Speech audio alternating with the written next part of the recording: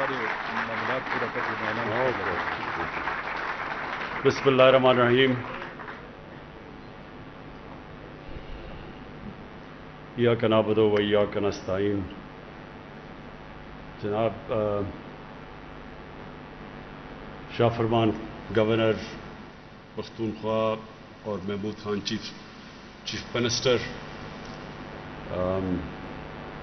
محب اللہ آپ کو اور اسرار آپ کو، خاص طور پہ ایگریکلچر کی وجہ سے، کیونکہ یہ فنکشن میں مجھے بڑی خوشی ہوئی آج آپ کی اچیومنٹس دیکھ کے. تو آپ کو اور پھر علی امین آپ کو میں خاص طور پہ اس لیے کہ میں نے دیکھا کہ اپنے سارے دوستوں کو آج آپ نے یہاں بٹھایا ہوا ہے جو آپ کی تعلیم میں.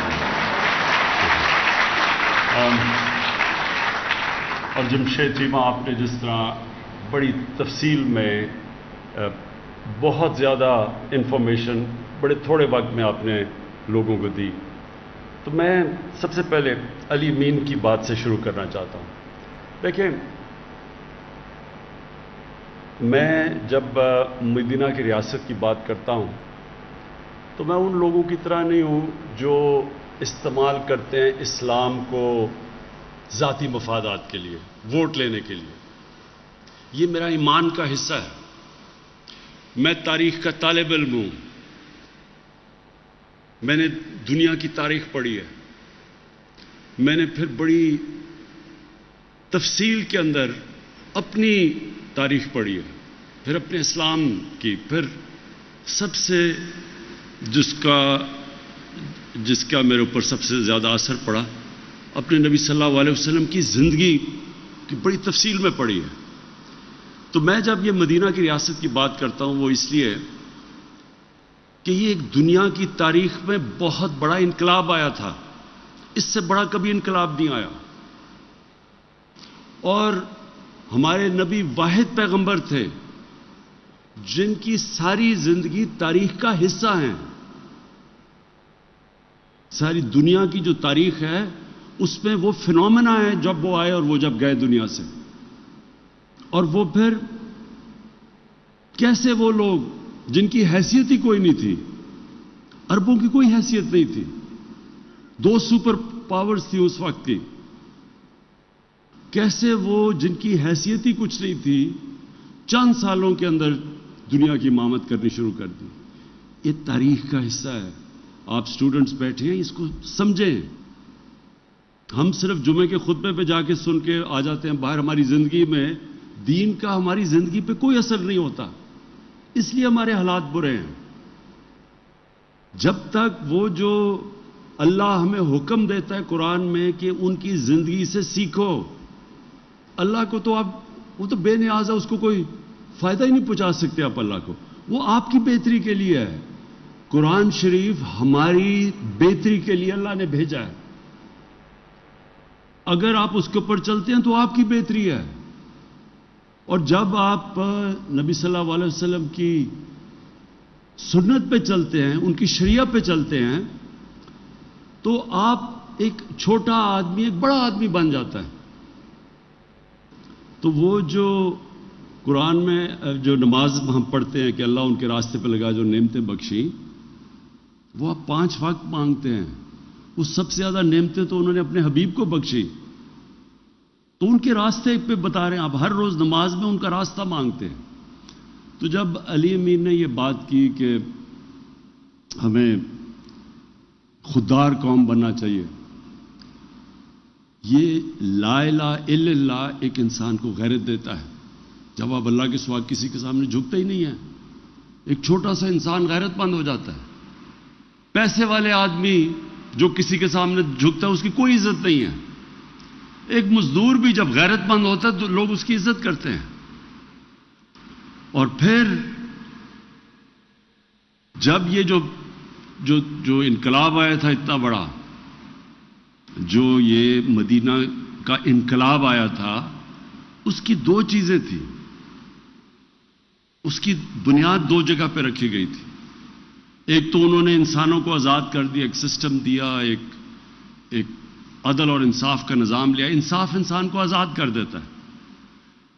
جس معاشرے میں جو حضرت علی کا قول ہے نا، ظلم کا کفر کا نظام چل جائے گا لیکن ظلم کا نظام نہیں چل سکتا. ناانصافی کا نظام اس لیے نہیں چل سکتا کہ جو پاکستان میں ہے کہ بڑے بڑے مافیا بیٹھے ہوئے ہیں, قانون کے اوپر ہیں,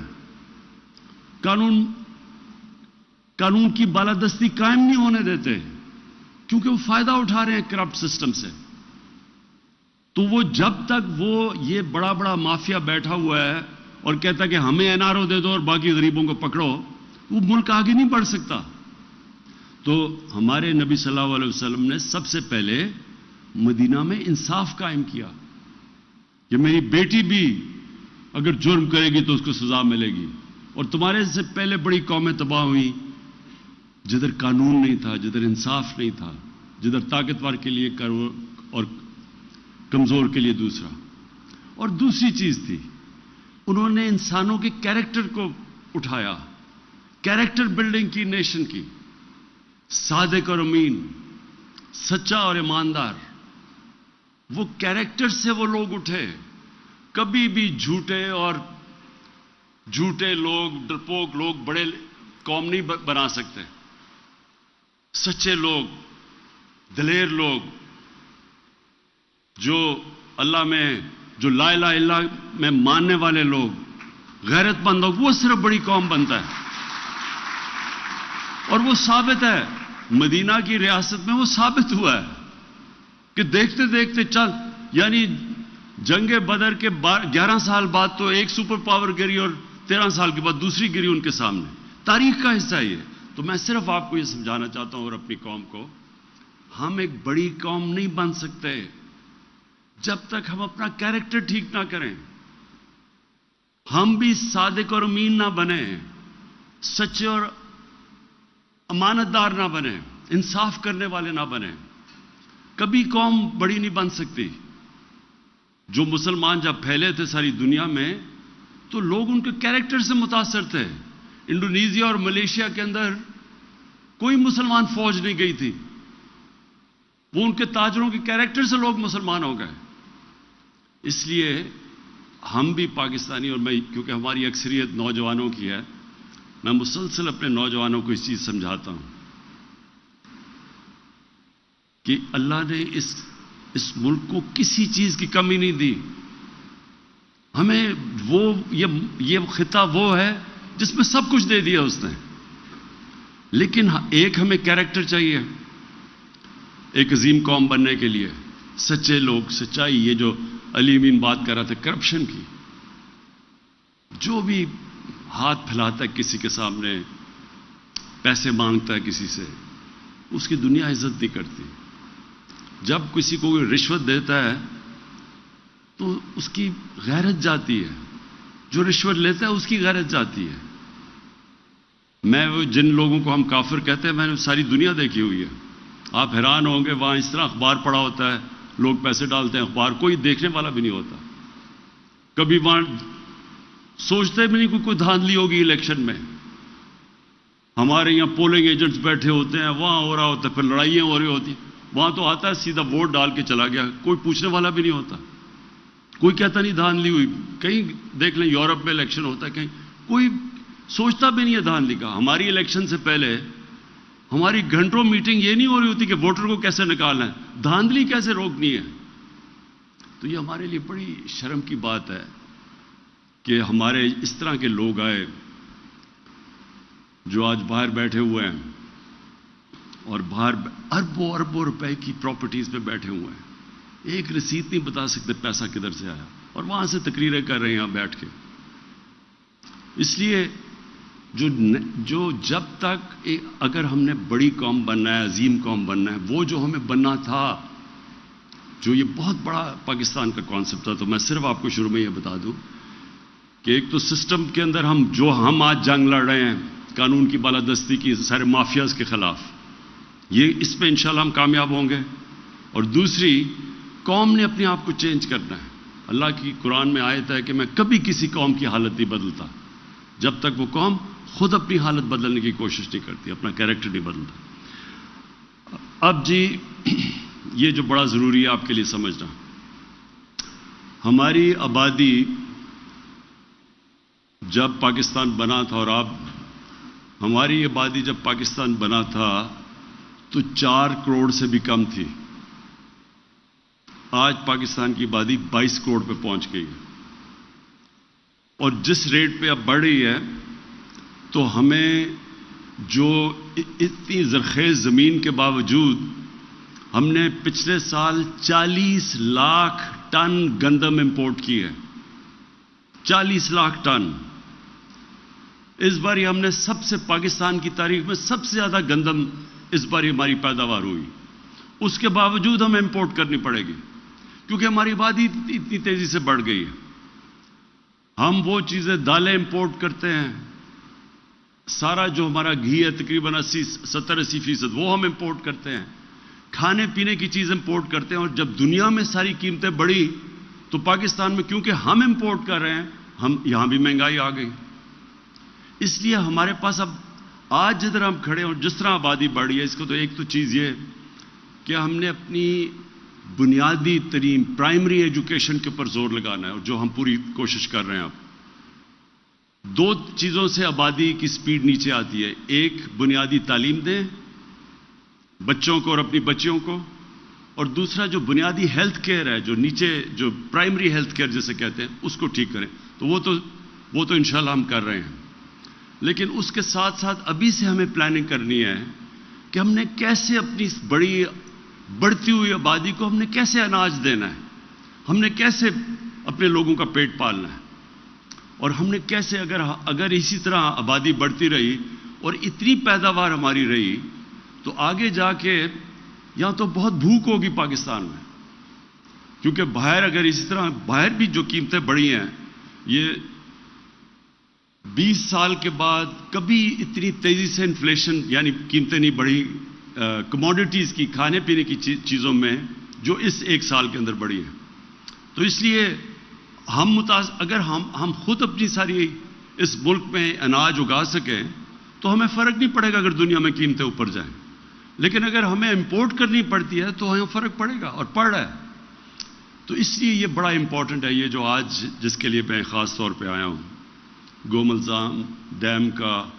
آج ہم یہ جو تقریباً 2 لاکھ ایکڑ زمین مزید اب اس سے کاشت ہوگی، یہ بڑا ضروری ہے. کیونکہ ہمیں اب سارے پاکستان کو دیکھا اور جو چیزیں جگہیں بتائیں، وہ جگہیں جدھر ابھی تک کوئی فصل نہیں اگ رہی تھی کیونکہ پانی نہیں تھا، تو ہمیں اب جو اپنی عقل استعمال کر کے فیصلہ کرنا ہے. اتنا ہمارے پاس پانی ہے، انڈس کے اندر اتنا پانی ہے، یہ جو سارے 5 دریا ہیں، یہ سلیمان سے جو نیچے آتے ہیں پہاڑوں سے، ان میں سے کتنا پانی آتا ہے.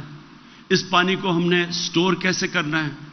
سب سے زیادہ پاکستان کی یہ یعنی 50 سال کے بعد پہلی دفعہ ڈیمز بن رہی ہیں پاکستان میں، اور انشاءاللہ 10 سالوں میں ہم نے 10 ڈیمز کا پورا پروگرام بنایا ہوا ہے بننے کا.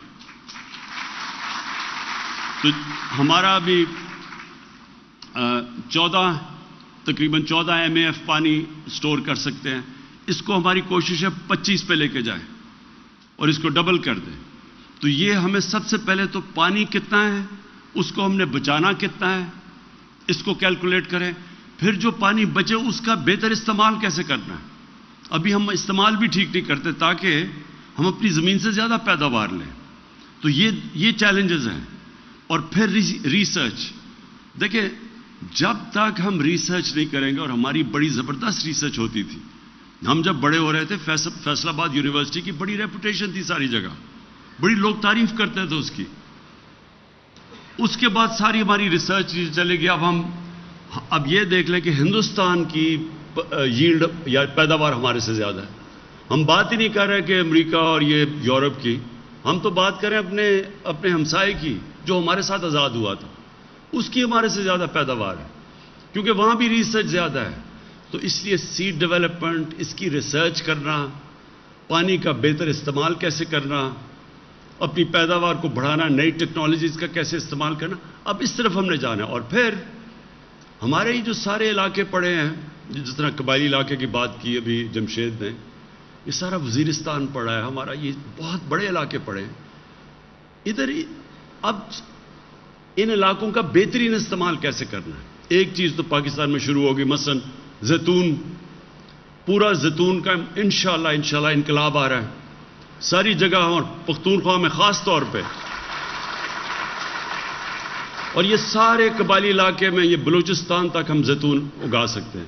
اور زیتون ایک کیش کراپ ہے. ایک تو یہ ہے کہ پاکستان میں بڑا فائدہ ہوگا, بڑی مہنگی بکتی ہے زیتون کا تیل, لیکن یہ دنیا میں ہم ایکسپورٹ کر سکتے ہیں. اور پاکستان میں ہم نے ریسرچ کی ہے کہ بہترین علاقے ہیں پاکستان میں اور بہت زیادہ علاقے ہیں زیتون کے. پھر اور بڑے کیش کراپس ہیں, مثلا ایووکاڈو ہے. اب ایووکاڈو ساری سبزیوں کا بادشاہ سمجھا جاتا ہے, سب سے زیادہ وٹامنز ہیں اس میں. ہمارا ملک بہترین ملک ہے ایووکاڈو اگانے پہ. میں نے اپنے گھر میں اگایا, ایکسپیریمنٹ کیا, زبردست اگتے ہیں. تو دکان میں پتہ چلا ایک ایووکاڈو 700 روپے کا بکتا ہے. تو یہاں ہمارے تو اتنا ہی جگہ ہے اگانے کی. تو کہنے کا مقصد یہ انسان کو اپنا ذہن لگانا پڑتا ہے, اس کے لیے سوچنا پڑتا ہے, آگے کا سوچنا پڑتا ہے, اگلی الیکشن کا نہیں, اپنی اگلی نسلوں کا سوچنا پڑتا ہے.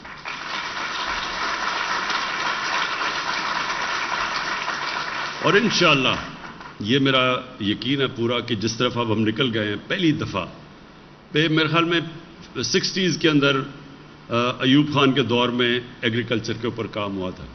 انشاءاللہ اب ہمارے دور میں جو کام شروع ہوا ہے, آپ دیکھیں گے ہر سال اب ہم اس سے انکریمنٹ انکریز کرتے جائیں گے.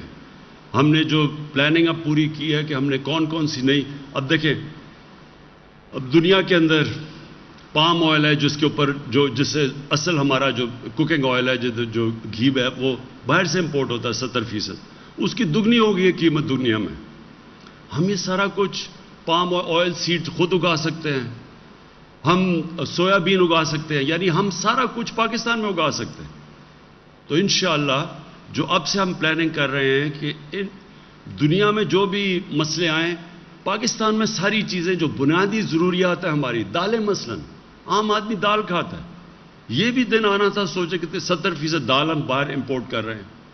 تو یہ ساری چیزیں ہم اپنے پاکستان میں اگانی. ہماری ساری پلاننگ اب اس طرف ہے کہ پانی کو سٹور کرنا, اس کا بہترین استعمال کرنا, وہ علاقوں کو نیچے لے کے آنا کاشت میں جو اس وقت بنجر پڑے ہوئے ہیں. جس طرح یہ دیکھتے دیکھتے ڈی آئی خان کا یہ جو 2 لاکھ ایکڑ اب یہ کاشت ہوگی, اور یہ ایسی زمین ہے کہ سب سے زیادہ پیداوار دے گی, کیونکہ اس میں یہ بالکل ورجن ٹیریٹری ہے. اس میں سب کچھ, یعنی زمین میں بہت جان ہے اس وقت. جن زمینوں پہ زیادہ کاشت کرتے رہتے ہیں ان کی پیداوار کم ہوتی جاتی ہے. یہ تو بالکل ورجن ٹیریٹری, یعنی یہ ہر چیز میں, کپاس میں انشاءاللہ سب چیز میں یہ سب سے زیادہ پیداوار یہاں ملے گی. پھر چولستان میں علاقے ہیں, وہاں اگر ہم پانی کا صحیح استعمال کر لیں, وہ ایسے ملک ہیں جنہوں نے اب, اور چین نے میں جب چائنا گیا تو انہوں نے ہمیں ڈیمونسٹریٹ کہ انہوں نے ریگستان کے اندر انہوں نے فصلیں اگا دی ہیں, نئی ٹیکنیکس آ گئی ہیں. تو ہم نے اب استعمال کرنے اپنے وہ علاقے جو ابھی تک ہم نے کاشت پہ نہیں تھے, انشاءاللہ ان کے اوپر پورا زور لگائیں گے اور ان کو کاشت کے نیچے لے کے آئیں گے. نئی جس طرح میں نے کہا ایووکاڈو ہے, سویا بین ہے, نئے فروٹس ہیں, یہ سارے ہم فیصلہ کریں گے کس زون میں کون سی چیز کا سب سے بہتر فائدہ ہوتا ہے, کیش کراپس کون سی ہیں. تو انشاءاللہ اس کے اوپر اب نکلے ہوئے ہیں.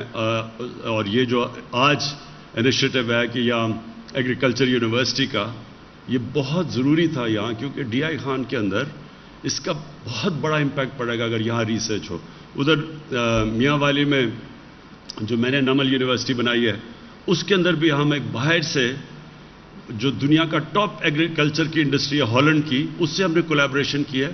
ادھر ہم بنا رہے ہیں ایگریکلچر ریسرچ کے لیے, تاکہ ہم آپ کو اس سارے علاقے کو ہم بتائیں کہ بہترین لیٹسٹ پریکٹسز کیا ہیں اور لیٹسٹ ٹیکنالوجی کیا ہے. اور پھر چائنا کے ساتھ ہماری اگریمنٹ ہوئی ہے سی پیک کے اندر کہ ہم نے ان سے بھی جو ان کی ٹیکنیکس ہیں, جو لیٹسٹ ٹیکنالوجیز ہیں. چائنا میں مثلا دودھ ہے, گائے ہمارے سے کچھ 3-4 گنا زیادہ دودھ دیتی ہے گائے وہاں. تو ہمارا اس وقت بڑا مسئلہ بنا ہوا ہے پاکستان میں, ہمارے اتنے زیادہ گائے بھینسیں ہیں لیکن دودھ بہت کم ہے, ملک کے لیے کافی دودھ نہیں, اور جو دودھ ہے وہ بدقسمتی سے زیادہ تر اس میں ملاوٹ ہوتی ہے اور وہ ہمارے بچوں کے لیے برا ہے. تو دودھ کے اوپر پورا زور لگائیں گے, کیسے ہم اپنی جو بریڈ ہے, جو نسلیں ہیں, ان کو بہتر کر سکتے ہیں.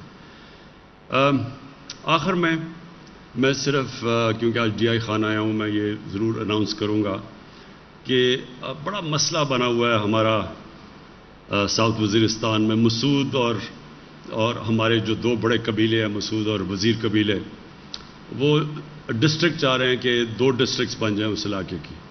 تو میں یہ آج اناؤنس کر رہا ہوں کہ انشاءاللہ اب ہم ان کے لیے 2 مختلف ڈسٹرکٹس بنائیں گے. لیکن میں میں ساتھ کہہ چلوں کہ ان کے تھوڑے سے مسئلے ہیں زمین کے، اور وہ میں نے ان کو کہا ہوا ہے محمود خان کو کہ ان کے اندر ڈسپیوٹ ہے زمین کی، تو پہلے وہ ہم حل کر دیں گے اور پھر انشاءاللہ دونوں کو ہم ڈسٹرکٹ بنائیں گے.